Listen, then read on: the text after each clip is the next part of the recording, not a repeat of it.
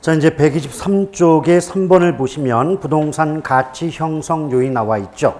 근데 제목 그대로 보시면은요, 가치 형성 요인이기 때문에 부동산 가치 형성의 바탕이 되는 여러 가지 요인들을 가치 형성 요인 이렇게 볼 수가 있습니다. 근데 그 가로 2번의 분류를 보면 일반 요인, 지역 요인, 개별 요인 세 가지로 구분할 수가 있는데요. 거기 보시면 이제 그 사회, 경제, 행정적 요인에서 표가 나오지 않습니까? 이 표는요, 그 동그라미 1번에 일반적 요인에 포함이 되는 거예요. 그 표 위치가 잘못돼가지고 잘못하면 개별 요인에 해당이 된다라고 오해할 수가 있지 않습니까? 이 표는 동그라미 1번 일반적 요인에 들어가는 표입니다. 자, 그런데 가끔 가다가 그 사회, 경제, 행정적 요인에 어떤 것들이 포함되느냐를 물어보는 경우가 아주 가끔은 있지만 거의 그런 문제는 나오지 않습니다. 그래서 여러분들은 어떻게만 기억하느냐, 내용 그런 거 필요 없어요. 어떻게만 가치 형성 요인의 일반, 지역, 개별 요인 세 가지가 구분이 된다라고만 기억하시면 돼요. 정작 중요한 건 그 뒷장의 성격이에요. 그 가로 3번의 성격을 보면 상호 관련성, 이 상호 관련성을 줄이면 상관성 또는 유관성 이렇게 말을 바꿀 수가 있고요. 또 유동성, 즉 가변성의 특성이 있다는 걸 정확히 기억할 필요가 있습니다. 다시 말씀드린다면 가변적이라는 게 뭐예요? 변한다는 의미가 되지 않습니까? 그래서 일반, 지역, 개별 요인으로 구분이 되는 부동산 가치 형성 요인은 끊임없이 변동한다는 특성을 갖고 있는 것이고, 두 번째는 일반, 지역, 개별 요인이 상호 관련되어 있기 때문에 이 세 가지 요인 중 어느 한 가지 요인만으로는 부동산 가치가 형성될 수 없다는 점을 기억할 필요가 있는 거죠. 나중에 기출문제를 풀어보시면 아시겠지만 보통 이 부분에서는 일반 요인에 뭐가 들어가니? 이런 걸 물어보는 게 아니라 부동산 가치 형성 요인은 일반, 지역, 개별 요인으로 구분이 되고 또 이러한 그 가치 형성 요인 중 어느 한 가지 요인만으로는 부동산 가치가 형성될 수 없다. 이런 식의 문장이 다수 출제가 되고 있음을 아실 수가 있을 거예요. 그 다음 4번에 가치 발생 요인도 일단 종류를 기억할 필요가 있는데요. 첫 번째 유용성이 나오죠. 물론 유용성을 다른 말로 효용성이라고도 말을 합니다. 두 번째가 유효수요가 나올 것이고 세 번째 상대적 희소성, 네 번째 권리의 이전성이 나올 거예요. 이걸 앞글자를 따면 유유상이가 되는 거죠. 자, 희소성 앞에는 원래 상대적 희소성이라고 해야 됩니다. 그러므로 앞글자를 따시면 유유상이라고 볼 수가 있겠어요. 근데 지금까지, 그러니까 한 4, 5년 전까지만 하더라도 유유상이만 기억하면은 문제를 풀어낼 수가 있던 그런 패턴만 나왔거든요. 근데 갑자기 패턴이 어떻게 바뀌냐면 유용성이 뭐냐, 또 유효수요 또는 상대적 희소성의 뜻이 무엇이냐, 이 뜻 자체를 문장으로 만들어서 그 문장이 옳은지 그른지 판단해 보세요. 이런 식으로 출제 패턴이 바뀌고 있습니다. 그런데 여러분, 유용성을 다른 말로 효용이라고 하지 않습니까? 근데 효용이 어떤 뜻이에요? 효용. 우리 경제할 때 배웠는데. 자, 효용이라고 하는 것은 소비자 입장에서 어떤 물건을 사용함으로써 얻는 만족을 효용이다. 이렇게 말해요. 따라서 효용이 높다는 건 어떤 물건을 사용해서 얻는 만족감이 높다는 말과 같습니다. 오케이? 그런데 이건 소비자 입장, 즉 물건을 사용하는 사람 입장에서는 만족감이지만 이걸 물건의 입장에서 본다면 그 인간을 소비하는 사람, 소비자의 욕구를 충족시킬 수 있는 능력이다 라고 볼 수가 있지 않겠습니까? 그래서 실제 시험 지문에는 어떻게 나오냐면 가치 발생 요인 중 유용성 또는 효용이란 인간의 욕구를 충족시킬 수 있는 재화의 능력을 말한다. 이렇게 출제된 바가 있습니다. 인간의 욕구를 충족시킬 수 있는 물건, 즉 재화의 능력이 크면 그 결과로 소비자 입장, 인간 입장에선 그 물건을 사용함으로써 얻는 만족감이 높을 수밖에 없지 않겠습니까? 오케이? 그렇게 출제가 되어 왔고요.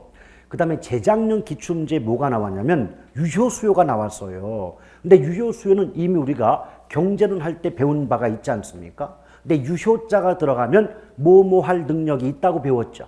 따라서 어떤 물건을 구매할 의사뿐 아니라 구매 능력까지 갖추고 있을 때 유효수요라 한다고 배웠던 기억들 있으시죠? 그런데 재작년, 오래된 문제도 아니고 재작년 기출문제 답이 이 보기 2번이었거든요.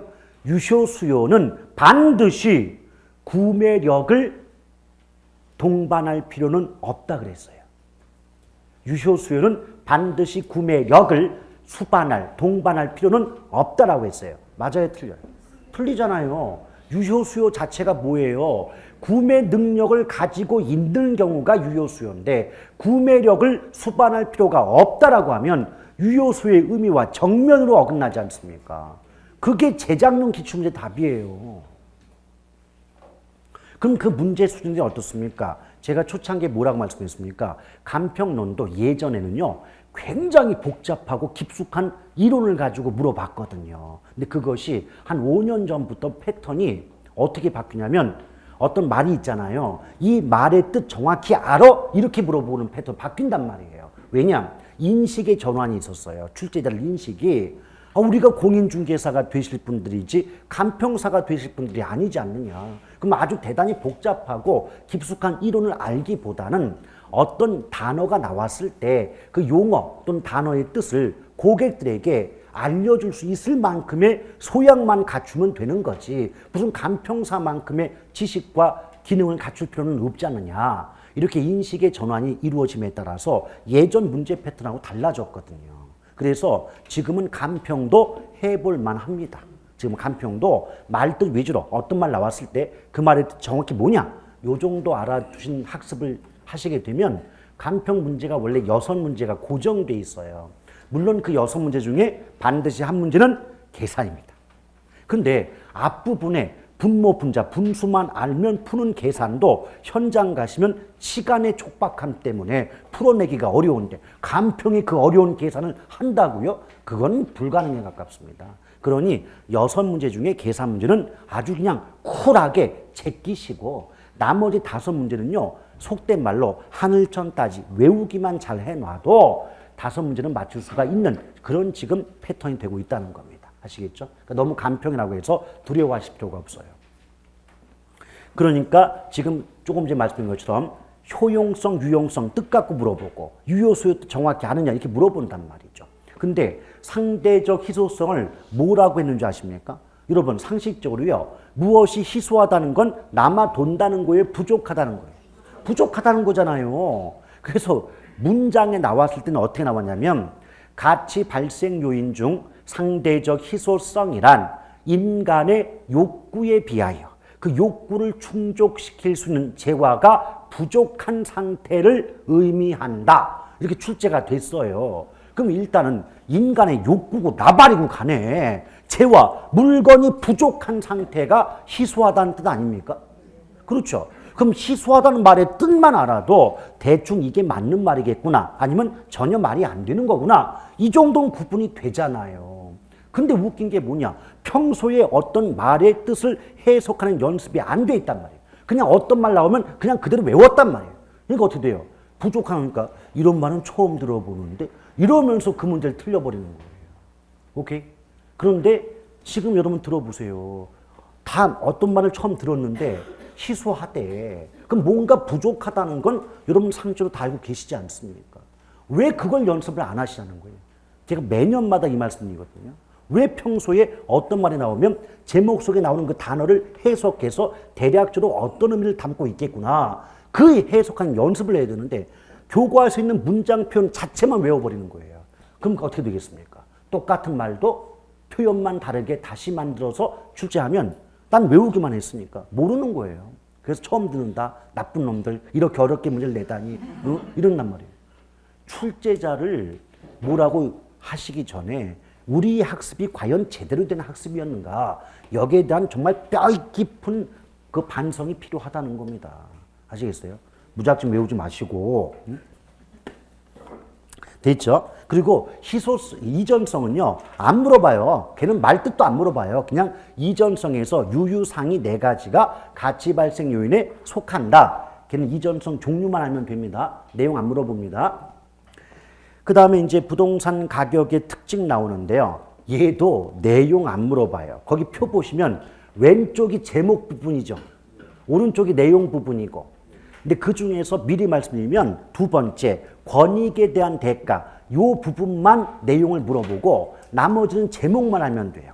즉, 부동산 가격은 교환 대가인 가격과 사용 대가인 임료로 구분하는 표시가 된다는 점, 또 부동산 가격은 소유권, 기타, 권리, 이익에 대한 대가의 성격이 있다는 점, 또 부동산 가격은 장기적 배려하에 형성되며 지역적이고 개별적으로 형성된다. 이렇게만 나오는 것이지 왜 그러니? 지역적 형성이 뭐니? 이런 내용 갖고 물어보는 경우는 거의 없다고 보셔도 무방합니다. 오케이? 물론 이 중에서 내용 필요한 소유권, 기타, 권리, 이익에 대한 대가 이 부분하고 장기적 배려의 뜻이 뭐냐? 이런 부분은 제가 본 수업 때 따로 설명을 해드리겠습니다. 그러나 걔네 두 가지를 제외한 나머지는 제목만 그대로 기억하시면 됩니다. 아시겠죠? 그런데 이 간평 총론 부분에서는 이제 보시게 될 가치제 원칙 부분이 블랙홀이에요. 이 부분이 내용이 많다 보니까 이 기억도 쉽지가 않고 또 더더욱 이해는 어려운 이런 내용인데요. 여기만 극복이 되면 앞에 부분은 문제 다 맞춥니다. 그런데 거기 써 있지만은요, 제가 왜 같이 해놓고 가로수에 격을 썼냐면 혼용이 되고 있기 때문에. 오케이? 그러니까 우리 교과서는 나중에 기본서 받아보면 부동산 가치 재원칙 써 있는데 다른 출판 교재는 부동산 가격 재원칙 이렇게 쓰는 교재들도 많단 말이에요. 왜냐하면 아직까지 가격과 가치의 의미가 정확히 구분되고 정립되지 못했기 때문에 출판 교재에 따라서도 가격 원칙하는 교재도 있고 가치 원칙하는 교재도 있다는 거예요.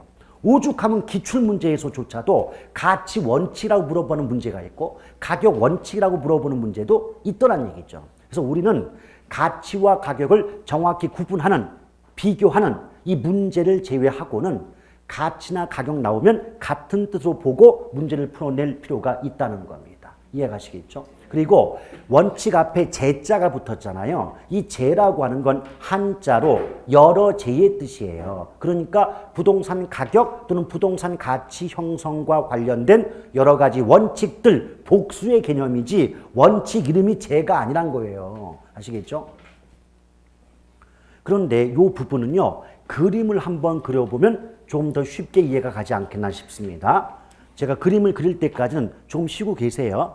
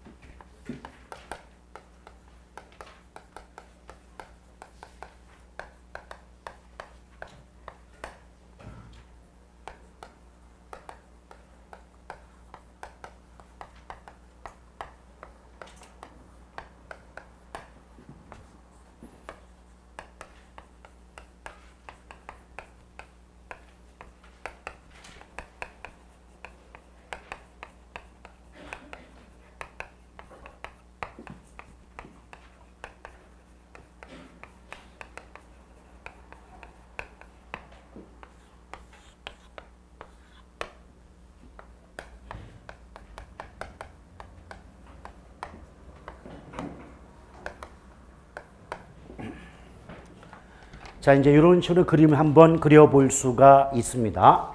근데 이 그림이 별거 아닌 것 같아도 좀 엉성해 보이지만요. 하나하나가 다 의미가 있거든요. 한번 잘 보세요. 나중에 그리시고. 자, 이거는요. 한번 찍으면 되잖아요. 문명의 이기를 이용하십시오. 카메라 한번 찍으시면 됩니다. 제가 이 그림만 가지고 몇 가지 한번 질문을 드려볼게요. 지금 여러 가지 원칙들이 있는 거 맞죠? 근데 여러분이 보실 때 이 여러 가지 원칙들 중에서 가장 중심부, 중앙에 위치한 원칙이 무슨 원칙으로 보이십니까? 최유효 이용 원칙으로 보이시죠? 그래서 어떻게 문장이 나오냐면 가격 재원칙 또는 가치 재원칙들 중에서 가장 중추적, 가장 핵심적 역할을 수행하는 원칙이 무엇이냐고 물어본다면 답은 최유효 이용의 원칙이 되는 거죠. 그리고 여러분 또 생각해 보세요. 여러 원칙들 중에서 최유효 이용 원칙이 가장 중추적 원칙이라면 나머지 원칙들은 모두 최유효 이용 원칙과 관련을 맺을 수밖에 없지 않습니까? 그렇죠. 근데 그림을 잘 보시면 웬만한 원칙들은 모두 네모칸으로 묶여져 있는데 딱 두 가지 원칙만 네모칸이 없어요. 보이십니까? 자, 네모칸 없는 두 가지 원칙이 뭡니까? 얘네 둘만 네모칸 없지 않아요? 안 보입니까? 눈 안 보여요. 아니, 저는 곧바로 네, 대체와 수요 공급입니다. 이게 나올 줄 알았는데 가만 뭐냐 이러고 계시면 많이 당황스러워요. 지금 다들 네모칸 있지요. 근데 대체와 수요 공급 원칙 두 가지만 네모칸이 없죠. 그 이유가 있어요. 분명히 최유효 이용 원칙이 중추니까 나머지 원칙들이 모두 최유효 이용 원칙과 직접 관련 또는 간접 관련을 맺고 있단 말이에요. 근데 네모칸 없는 대체와 수요 공급 원칙 두 가지만 최유효 이용 원칙과 간접 관련이 있는 원칙이에요. 오케이? 그럼 어차피 두 가지만 간접이고 나머지는 모두 직접 관련이라면 간접 관련 원칙 두 가지만 기억하시면 나머지 나와봤자 곧바로 직접이 나올 수 있지 않겠습니까? 오케이? 그래서 최유효 이용 원칙과 간접 관련 원칙이 무엇이냐라고 물어본다면 대체 및 수요 공급의 원칙을 답으로 하시면 돼요. 자, 그리고 나서요. 여러분 우리가 총론에서도 배웠고 부동산 이용론에서도 배웠지만 최유효 이용의 뜻이 뭐였어요? 여러분 부동산은 여러 가지 다양한 용도로 이용이 가능하다는 용도의 다양성 특성 기억나시죠? 그럼 그 다양한 용도 중에서 어떤 용도로 이 부동산 이용함이 가장 바람직한 이용이냐, 가장 나에게 많은 수익을 가져올 수 있는 이용이냐를 우린 최유효 이용이라고 배운 바가 있지 않습니까? 그러면 어떤 부동산이 가장 바람직한 이용, 최유효 이용 상태에 있는가를 판단하는 외부적 판단 기준에는 경외적, 경쟁, 외부성 적합 세 가지 원칙이 있는 것이고 또 최유효 이용을 판단하는 내부적 판단 기준 원칙에는 기균수수, 기여, 균형, 수익 배분, 수익 재정 체감의 원칙 네 가지가 있더라는 겁니다. 오케이? 그럼 최소한 말이죠. 이게 지금 무슨 뜻인지 아직 안 배웠지만 문장 속에 외부나 환경, 외부란 말 자체가 환경의 뜻이거든요. 근데 외부 환경은 나중에 다시 말씀드릴 거고 어쨌든 문장 표현 자체에서 외부나 환경자가 나왔어요. 그럼 무조건 답은 외적 중에 하나입니다. 여기 외부성 있잖아요. 외부성 있고 적합이니까 외적이죠. 자, 외부니까 외적이다 라고 기억하시면 돼요. 오케이? 그리고 내부 나왔죠. 그럼 내부적 기준 원칙에는 기, 균, 수 네 가지 원칙이 있지 않습니까? 오케이? 그럼 만약에 문장 속에 외부나 환경자가 나왔는데 외적 그러지 않고 적합의 원칙 및 기여의 원칙 등은 특정 부동산이 최유효 이용 상태에 있는지를 판단하는 외부적 판단 기준 원칙에 해당한다. OX. X죠. 그런 식으로. 그래서 외부 나오면 외적, 내부 나오면 기균, 수수. 이 기억하는 게 나름대로 효과가 있단 말입니다. 아시겠죠? 그리고 이제 우리 족보를 한번 따져봐요. 족보를.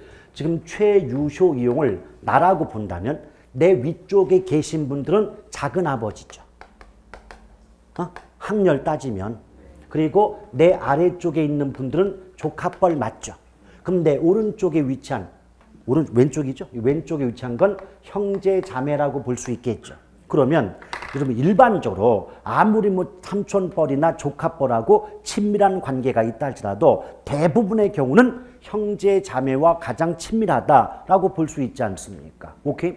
왜 옆에 써놨겠습니까? 최유효 이용 원칙과 가장 밀접한 관련이 있는 원칙 물어본다면 정답은 변동 및 예측의 원칙이 되기 때문에 바로 왼쪽에 써놓은 거예요. 이해가시겠습니까? 또 이 말을 바꾸면 최유효 이용 원칙 성립의 토대가 된다, 바탕이 되는 원칙 이렇게 물어봐도 변동 및 예측의 원칙이 답인 겁니다. Understand? 그리고요 맨 위에 보시면 지금 대체, 경쟁, 수요공 원칙이 하나의 수평선으로 연결되어 있잖아요. 수평선을 이어 붙인 건 대체, 경쟁, 수요공 원칙, 내용이 아직 뭔지 모르겠지만 이 세 가지 원칙은 상호 밀접한 관련이 있기 때문에 또 하나의 수평선으로 연결시켜 놓은 겁니다. 오케이?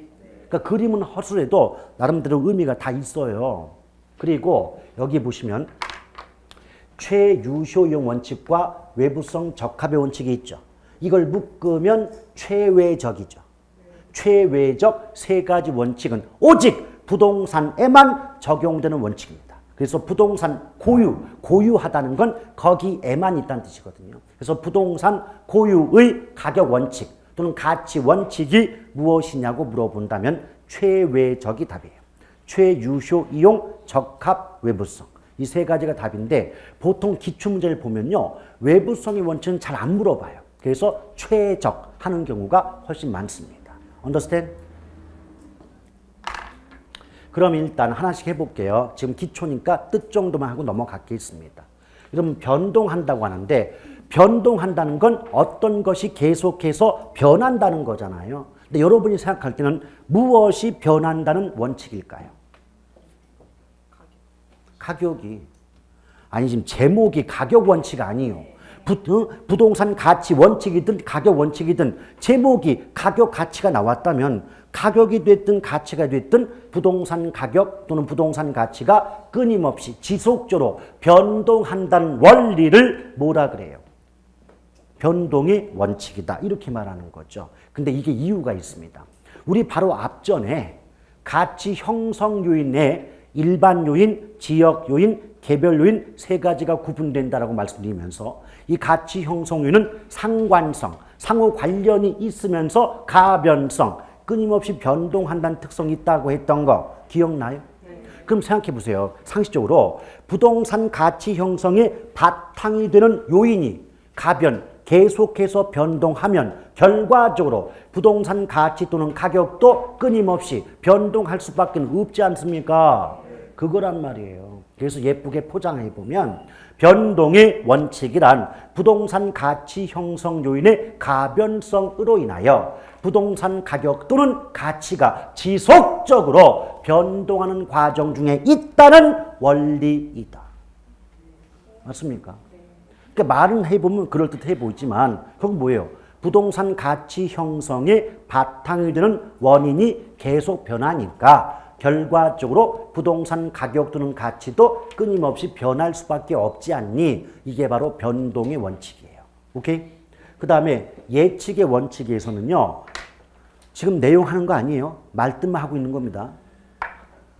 포인트가 예. 이 예가 뭐냐? 한자로 미리 예입니다. 미리 예. 내일 날씨 오늘 미리 말해줄 때 일기예보라고 하잖아요. 그럼 예라는 말, 미리 예라는 그 글자 속에 포함된 시점은 과거, 현재, 미래 중에 미래죠. 미래죠. 그래서 예측, 예자가 나왔는데 문장 속에 미래자가 없으면 그 문장 아예 성립이 안 되는 문장입니다. 오케이? 그래서 자, 제가 어떤 문장 하나를 알려볼 테니까 잘 들어보시고 틀려도 좋으니까 OX 한번 대답해 보세요. 예측의 원칙이란 특정 부동산의 가격은 과거 및 현재의 이용 상황을 면밀히 분석하여 결정된다는 원리를 말한다. OX. 뭐 때문에? 자, 과거 현재까지만 나왔죠. 어떤 말이 빠졌어요? 미래가 빠졌는데 어떻게 예를 쓰냐고. 아시겠어요? 그건 글자, 단어, 뜻만 해석해서 나오는 말이에요. 오케이? 그런데 이 미리 예라는 걸 신경 안 쓰고 그 문장을 듣잖아요. 문장 자체는 틀렸다는 느낌을 안 받는 거예요. 다시 한번 우리 예라는 말을 선입관 없이 한번 들어보세요. 예측의 원칙이란 특정 부동산의 가격은 그 부동산의 과거로부터 현재의 이용 상황을 정확히 분석하여 결정된다는 원리를 말한다.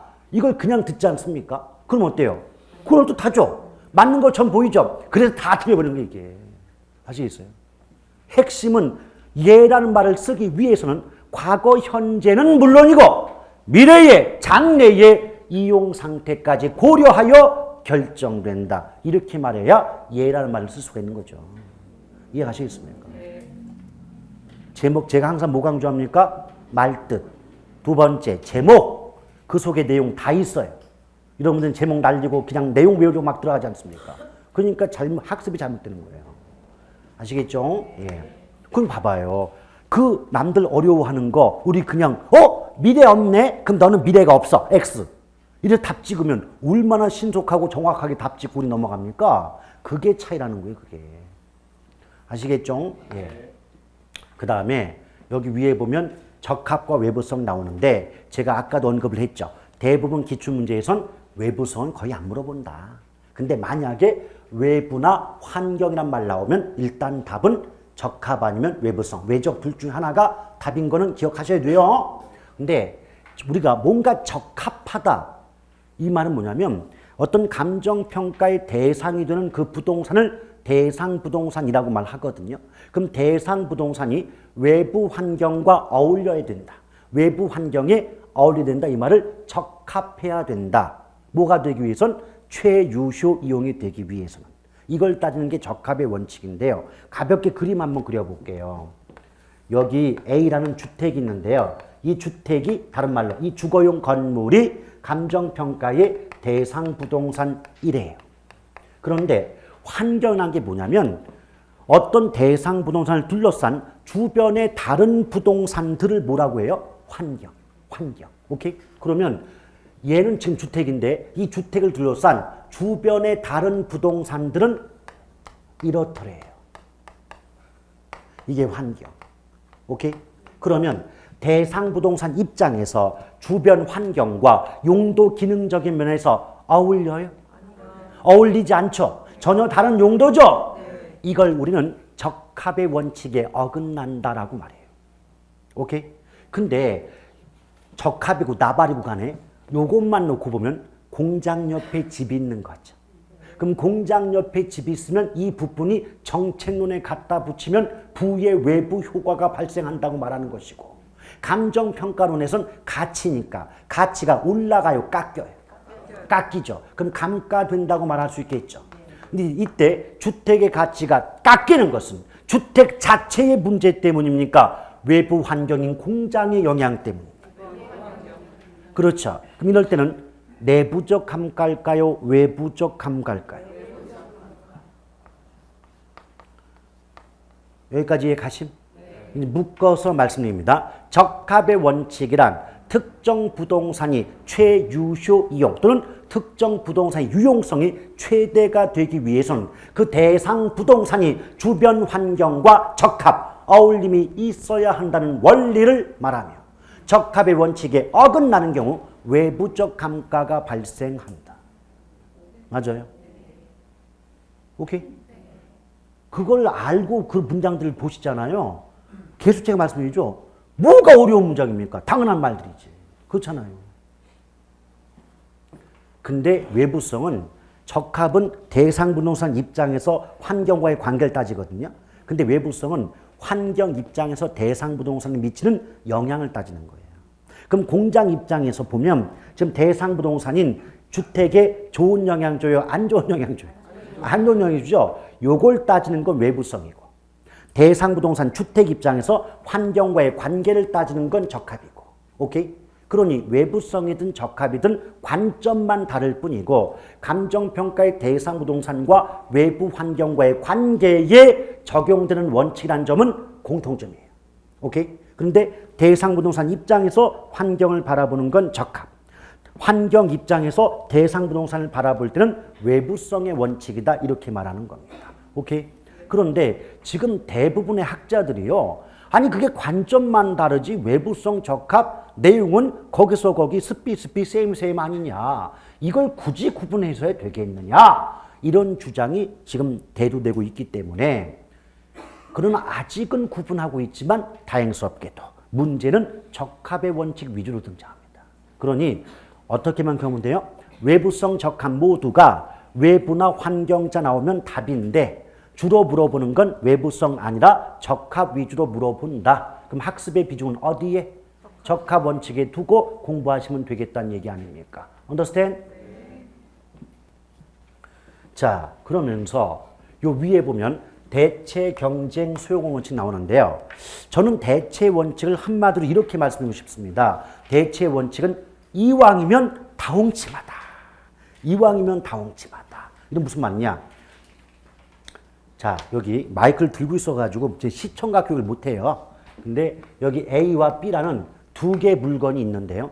서로 영향을 주고받는 관계에 있는 물건들이래요. 그런데 A, B 둘 다 가격은 같대요. 가격이 같다. 그럼 가격이 같을 때는 만족이 높은 쪽 선택해요? 낮은 쪽 선택해요?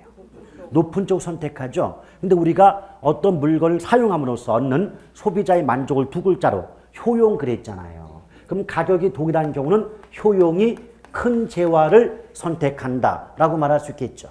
반대로 A, B 물건 두 개가 있는데 어느 걸 쓰더라도 만족이 같대요. 그럼 효용은 같은 경우죠. 그럼 효용이 같으면 가격이 싼 쪽, 비싼 쪽.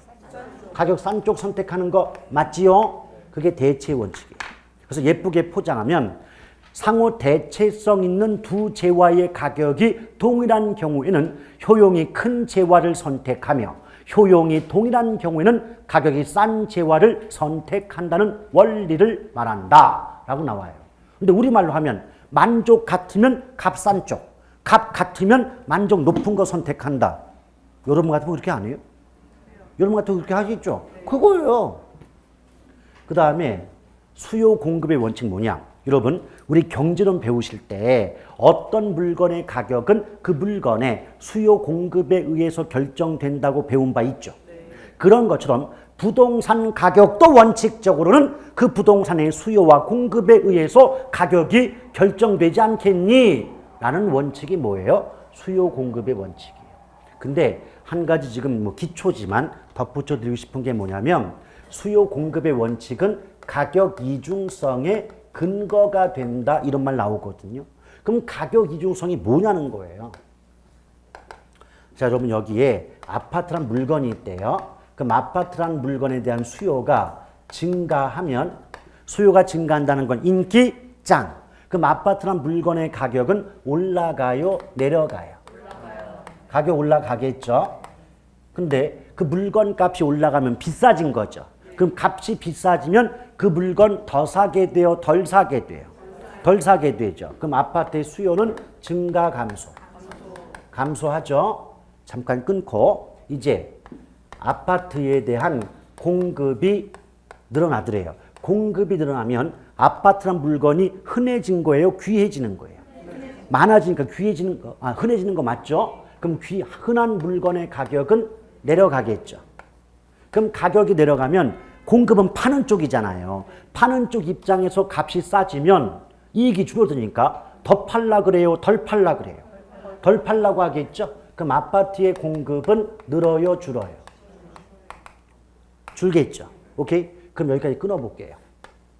아파트는 어떤 물건의 수요와 공급에 의해서 가격 결정되는 거 맞죠? 근데 수요 공급에 의해 결정된 가격은 또다시 그 물건의 수요 공급에 영향을 주죠. 그걸 가격 이중성이라고 말합니다. 아시겠죠? 다시 한번. 원래 어떤 물건의 가격은 그 물건의 수요 공급에 의해 결정되는 거 맞죠? 근데 수요 공급에 의해서 결정된 가격은 또다시 그 물건의 수요 공급에 영향을 주지 않느냐. 이런 관계를 가격 이중성이다라고 말하고 있다는 겁니다. 이해 가시겠어요? 네. 자, 그 정도 가볍게 보시면 되겠고, 경쟁의 원칙이 뭐냐면 공급자 입장에서 정상 이윤을 초과한 이익을 초과 이윤 그러거든요. 그럼 여러분이 아파트 공급자래요. 근데 초과 이윤이 발생했대요. 그럼 정상 이윤보다 더 많은 이익을 얻을 수 있는 거 맞죠? 그럼 초과 이윤이 발생하면 공급자의 시장 진입이 늘어날까요? 줄어들까요? 초과이윤이 발생하면 정상적인 이윤보다 더 많은 이익을 얻을 수 있잖아요. 그럼 여러분이 그런 상황에서 공급자라면 공급을 늘려요, 줄여요? 공급을 늘린다는 건 알아듣고 시장 진입이 증가한다면 못 알아듣습니까? 그럼 봐봐요. 공급자의 시장 진입이 늘어나면 결국 그 물건의 공급이 증가하게 되는 거예요. 똑같은 말이라고요, 여러분. 이러시는 거 아니에요. 자, 기초 단계니까 이해할게요. 예. 그렇잖아요. 근데 봐봐요. 공급이 증가한다. 공급자의 시장 진입이 늘어난다. 이 말은 이전에 비해서 공급자끼리 경쟁이 치열해진다. 오케이? 그럼 공급자의 경쟁이 치열해지고 공급이 증가하면 올라갔던 가격이 내려갈 거니까 발생했던 초과 이윤은 소멸하겠죠. 그것이 경쟁의 원칙이에요. 그래서 예쁘게 포장하면 초과 이윤의 발생은 공급자의 시장 진입을 증가시킴에 따라 가격이 하락한 결과 초과 이윤이 소멸한다는 원리를 경쟁의 원칙이라 한다 라고 말이 나옵니다. 근데 말 길잖아요. 한 가지만 기억해요. 초과 이윤 나왔잖아요. 읽기 중단. 답은 경쟁. 왜? 그 수없이 많은 가격 원칙들 중에 초과 이윤자 나온 건 경쟁밖에 없어요. 그래서 초과 이윤자 나오는 그 순간 답은 무조건 뭐라고요? 경쟁의 원칙이 답이라고요. 아, 이런 걸 미리 말려드리면 안 되는데 이거 기초부터. 아시겠습니까? 근데 이런 것들이 별거 아닌 것 같죠? 나중에 모의고사나 문제집의 문제나 기출문제 풀어볼 때 느껴보세요. 바로 답인데? 찍는다니까요. 됐어요? 예, 그렇게 보시면 돼요. 자, 그 다음 이제 내부적 기준 원칙인데, 기여. 여러분, 자, 곰돌이가 사회에 기여한다. 이 말을 바꾸면, 곰돌이는 사회에 공헌한다. 이렇게 말 바꿀 수 있죠. 그래서 기여의 원칙을 다른 말로 공헌의 원칙이다. 이렇게 말하는데요.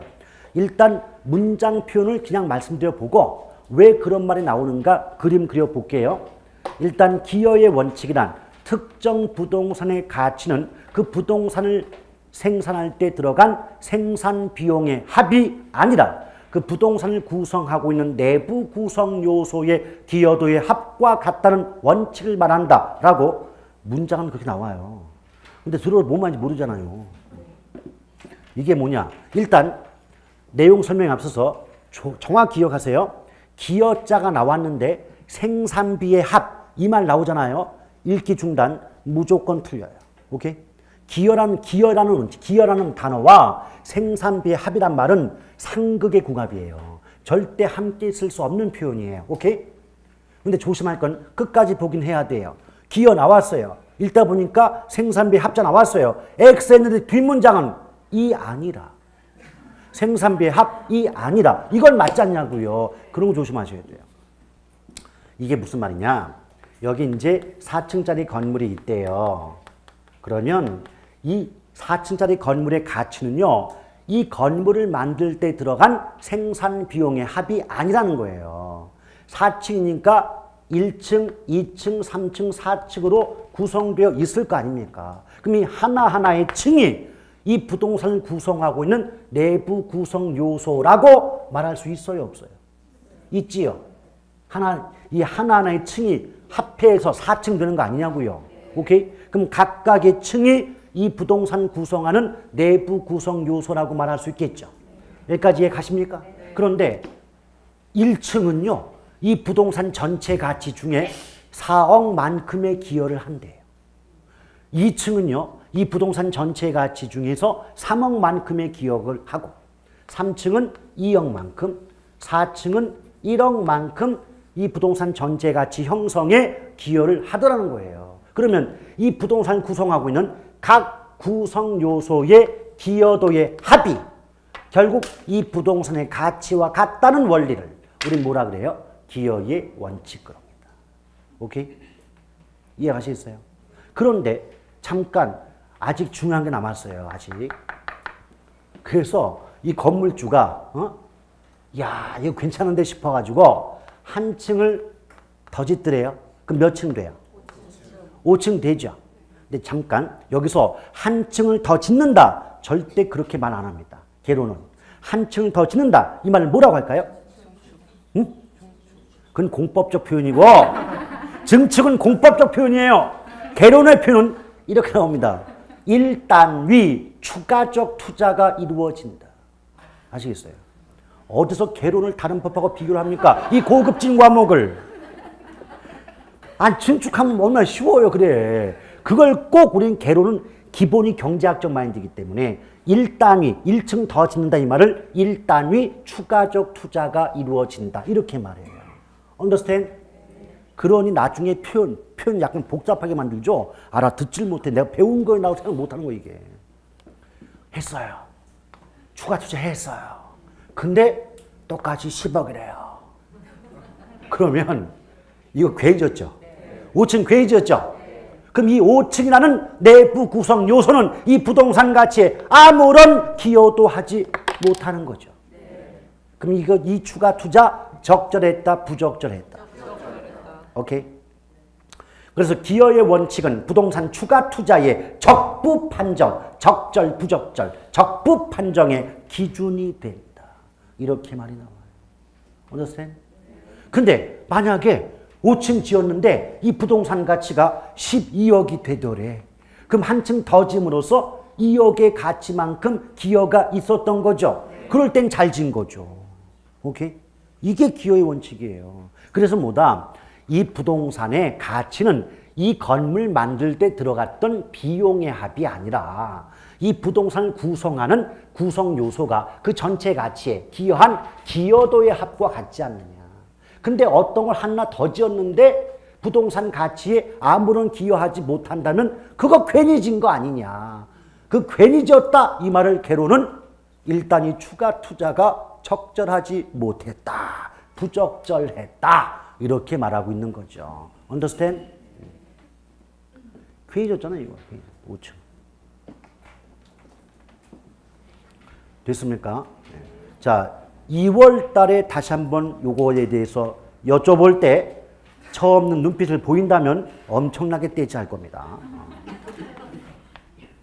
그 다음에 이제 균형의 원칙이 있는데요. 이게요. 균형 원칙을 설명하기 앞서서 또 한 가지 표현상 차이점을 알려드리겠습니다. 자, 문장 속에 균형이 나와요. 근데 이게요.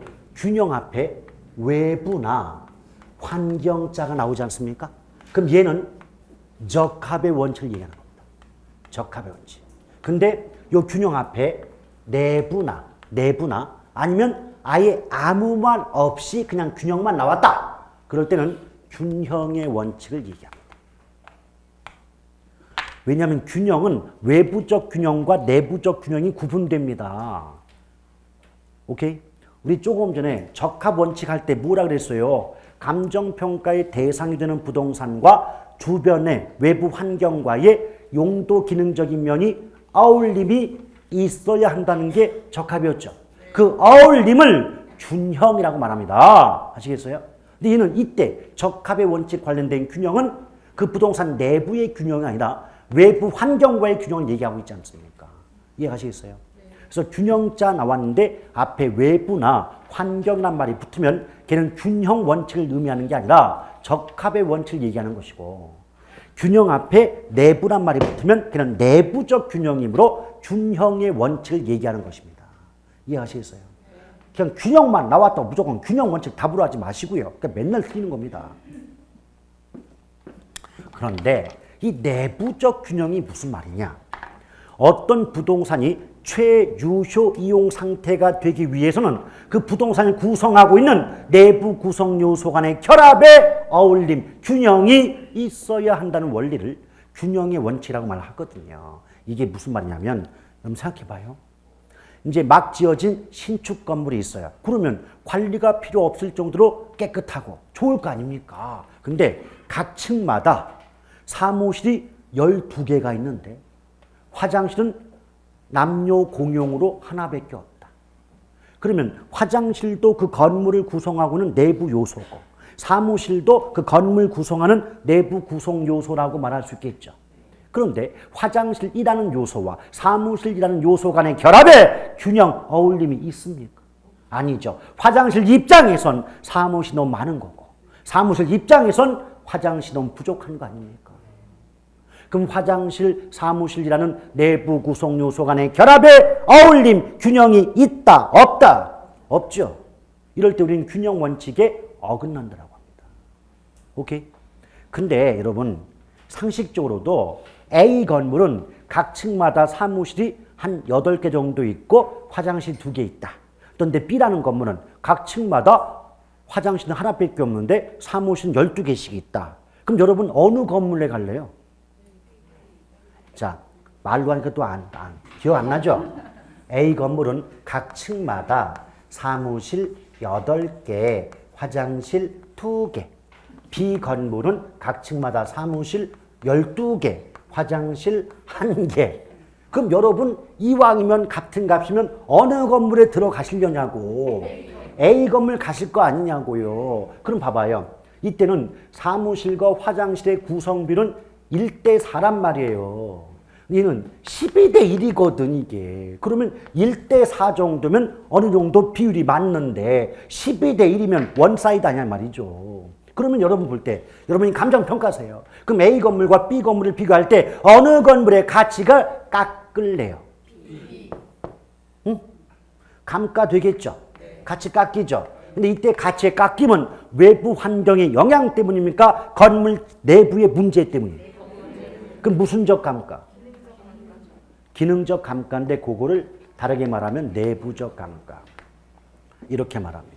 물론 기능적 감가가 더 정확한 말이에요. 근데 그 물리적 감가, 기능적 감가, 경제적 감가가 구분되는데 그 부분은 나중에 제가 원가법 설명할 때 말씀드릴 테니까 일단은 어떻게?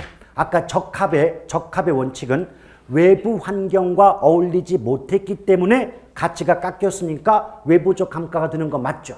근데 지금 균형 원칙은 그 건물 내부의 문제 때문에 가치가 깎이니까 무슨적 감가가 발생한다.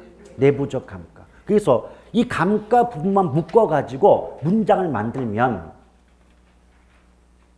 적합의 원칙에 어긋나는 경우 외부적 감가가 발생하며 균형 원칙에 어긋나는 경우 내부적 감가가 발생한다. 이렇게 문장 만들 수 있는 거 아니겠습니까? 이해 가시겠죠? 오케이? 또는 균형 잘 집어넣어서 대상 부동산과 외부 환경과의 균형이 어긋나는 경우에는 외부적 감가가 발생한다라고 말할 수 있겠죠. 그렇죠? 그런데 이걸 그냥 단순하게 외우신 분들은 외부 환경이란 말을 못 보고 균형자만 본단 말이에요. 그럼 외우기만 하신 분들은 균형 원칙은 내부 기준 원칙 아닙니까? 오케이? 이거 어떻게 돼요? 대상 부동산이고 내부 나왔으면 이건 균형이니까 이건 내부니까 뭐다? 외부적 감가가 아니고 내부적 감가 아니야? 이렇게 착각하는 경우가 많다는 거예요. 문장을 쓸게요. 문장을 어떤 경우 많이 헷갈려 하시냐면 감정평가의 대상이 되는 부동산을 대상 부동산이라고 하는 거 맞죠? 그럼 대상 부동산과 인근 환경과의 균형이 뭐 어긋난다 또는 깨진다 이렇게 쓴단 말이에요. 어긋나는 경우 외부적 감가가 발생한다. 이거 원래 맞는 말이잖아요. 맞는 말인데 단순하게 균형의 원칙은 균형자 나오면 내부 기준 원칙이다 이렇게 외우신 분들은 앞에 이 말을 안 보고 그냥 균형만 본다 이 말이에요. 그럼 균형 원칙은 내부 관련 원칙인 거 맞죠? 그럼 그런 분들은 무슨 외부야 내부인데 이런 식으로 해서 틀렸다라고 하는 경우가 꽤 많다는 얘기예요. 오케이? 그래서 제가 아까 높아심에서 균형만 보지 마시고 균형 앞에 환경이나 외부자 나오면 적합의 원칙인 것이고 균형 앞에 내부란 말이 붙으면 그것은 균형 원칙이고 이걸 구분하지 않으면 뻔히 아는 문제를 놓친단 말입니다. 이해 가시겠어요? 이해 가시는 거예요? 예, 그건 점을 좀 구분하시길 바랍니다.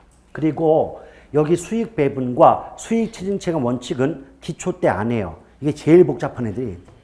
얘네들은 지금 복잡한 애들이라 기본 수업 때 그림 그려가면서 수업해 드릴 테니까 일단 참아두세요. 다만 우리 아까 기여의 원칙은 추가 투자 적부 판정의 기준 그랬죠. 근데 수익 체증 체감도 마찬가지예요. 그래서 만약에 자 요령 한 가지 추가 투자 나왔어요. 그럼 정답은 기여 아니면 수익 체증 체감 둘 중에 하나가 돼요. 오케이? 근데 걱정할 거 없는 게 한 번도 같은 보기에 나온 적은 없어요. 그러니까 추가 투자 해놓고 1번 기여 뭐 5번쯤에 체증 체감 이렇게 나온 적이 없다고요. 추가 투자라고 나오면 기여 아니면 체증 체감 둘 중에 하나의 보기만 보기 속에 있더라는 겁니다. 이해가시겠어요? 그럼 굳이 내용 해석할 필요도 없이 추가 투자면 기여 아니면 체증 체감인데 보기 속에 기여 있다 찍으면 되는 거란 말이에요. 이해가시겠어요? 예, 구체적 내용 설명은 본 수업 때 이어가도록 하겠습니다. 자, 오늘도 대단히 고생 많으셨고요. 다음 주에 다시 뵙도록 하겠습니다. 고맙습니다.